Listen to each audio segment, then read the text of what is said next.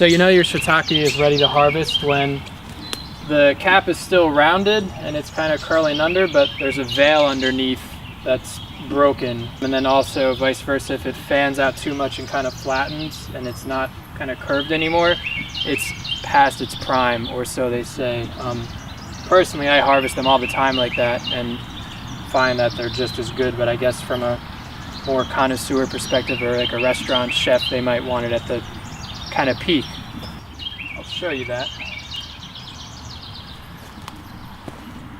This is pretty good, and this could have been harvested a tiny bit earlier too.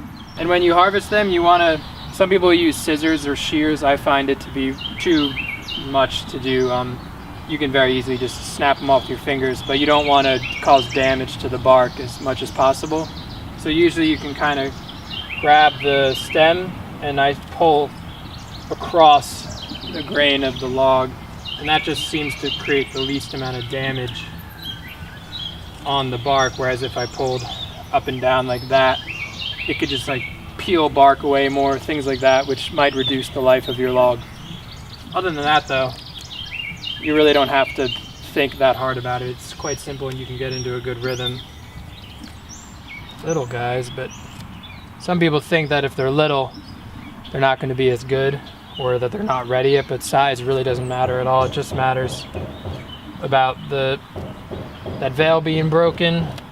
And this is a really ideal one because this is the veil that initially that veil covered all the gills and it was attached to the stem, and that veil has broken, but only just recently. You know, early this morning, it's the afternoon now, that veil may have been totally shut. So this is like a really ideal shiitake mushroom, and this is the perfect time to harvest. These ones have definitely fanned out too wide and no longer curling in, like there's like no curvature on the outer edge.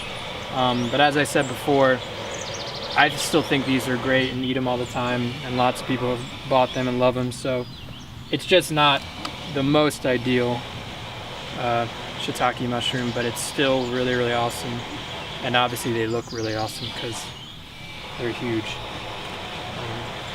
And this one is an example of one that's like way beyond its prime, where it has expanded so much that it's now curling up at the edges, and it often takes on like almost like a star-like shape.